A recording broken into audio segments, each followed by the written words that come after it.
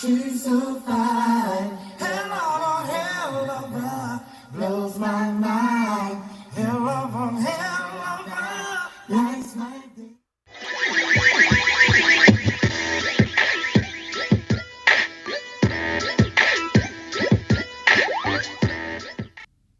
What's good, guys? Today is Thursday, January the 5th, 2023. This video will be regarding the Shanquella Robinson case, and specifically, I wanted to go over the YouTube live that Gerardo Zuñiga, who is the investigative reporter for MetropoliMX out of Baja, California Sur, did on Tuesday of this week. And I wanted to kind of go over what he reported and also kind of break it down. Now, it is going to take me 2 videos to do that, so bear with me, but I will get it all done. He started out by saying that MetropoliMX has offices in Baja California Sur and Jalisco, and that's what keeps them hopping. But soon, they're going to appoint a community manager, and that will speed things up insofar as getting our questions answered. And he handled this part with class, much more class than I certainly would have. He was sending warm hugs to those people that were trying to damage his reputation and his channel. He said he specifically will not be provoked and he will not react to the foolery. People have been criticizing him and questioning him about where Shanquella Robinson was found. And here's the problem, he said. It's not that he's a liar. It's that we have 3 different people saying she was found in 3 different places. So there is the problem. And what they need is the testimony of Daejhanae Jackson to figure out exactly where Shanquella Robinson was located. He said that the prosecutor's office of the Attorney General of Justice in the state of Baja California Sur has declared the statement from the cleaning employee, Lucy, of Cabo Villas, the doctor of the American Medical Center Clinic, Carolina, and the 2 medics from the Red Cross, along with the 2 police officers who answered the 911 call. The only thing left is for the Cabo 6 to give their official statements so that the investigators can close that case so that those responsible for the death of Shanquella Robinson can be prosecuted. Now, of course, people were rude in his live chat. Not quite as bad as the last time he held his first live, because this is only his second live. And there is a learning curve for those that haven't had a live. But regardless, he wanted to explain to us how an investigation in Mexico works, which people were complaining, like, what does this have to do with anything? Well, it has a lot to do with it. Because if you don't know the process, how can you sit there and complain about it? So he explained that the first thing is the crime scene should be secured, evidence collected on site, and then scientific testing is done and processed. The body of the victim is then lifted and taken to have an autopsy. And that autopsy will determine the cause of death. Then the investigation process begins. The investigation agents do all the field work. They interrogate the witnesses. They ask basic questions about what these witnesses saw, what happened, what was the victim doing, how was the victim dressed, how was the victim, how was their demeanor, how were the aggressors' demeanor, etc.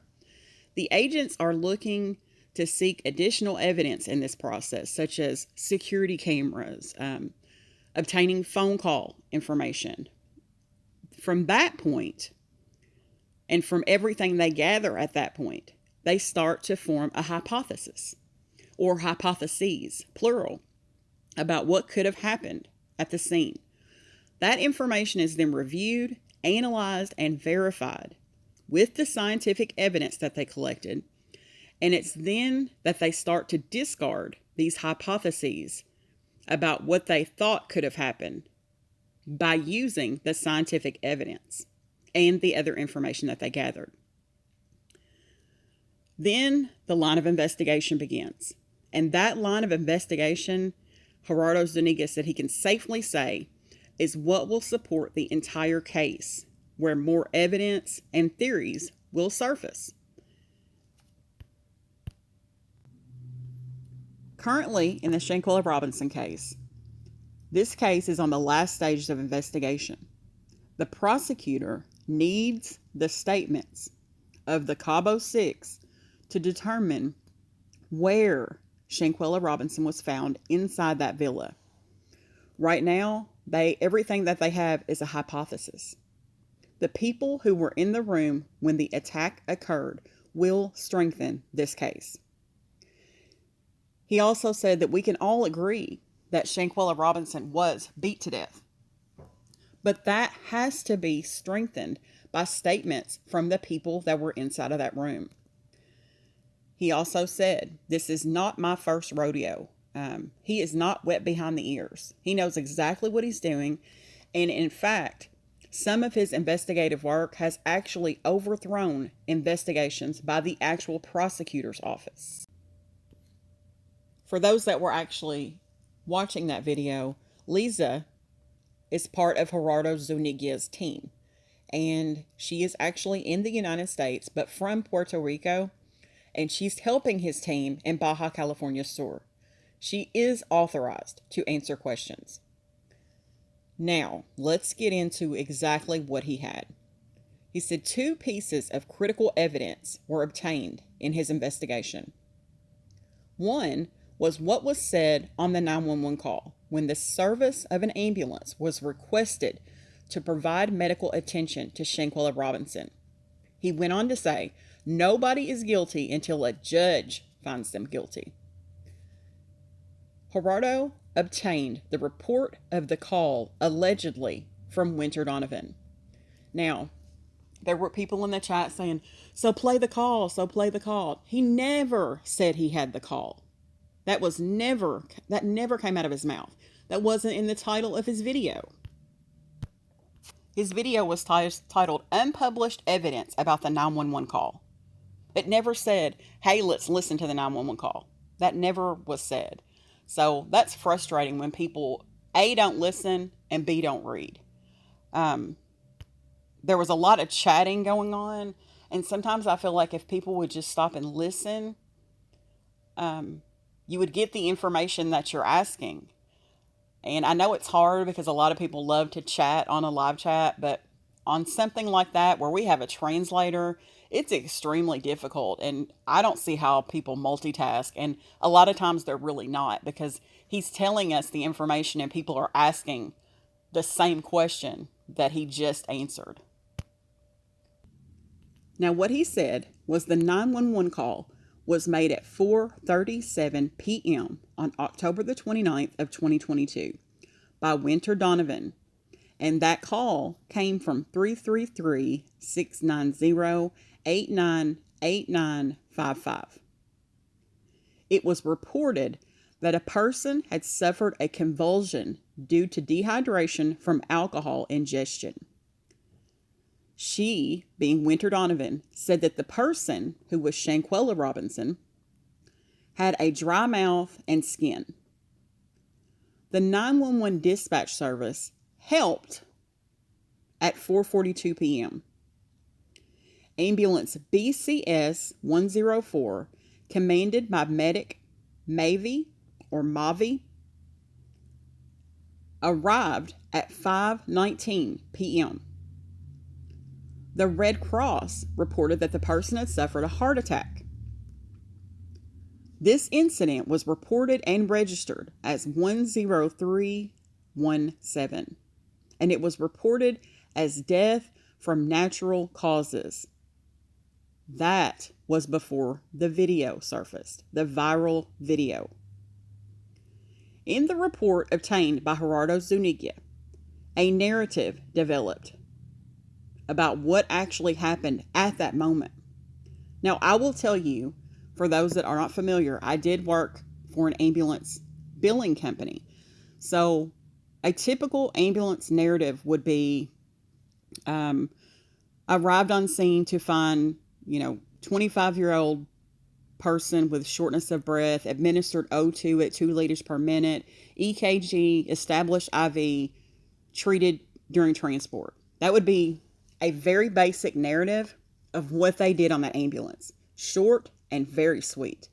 Because that is all the insurance company wants to see. They want to see what you did, what the call was for, and what modalities you use to treat the patient.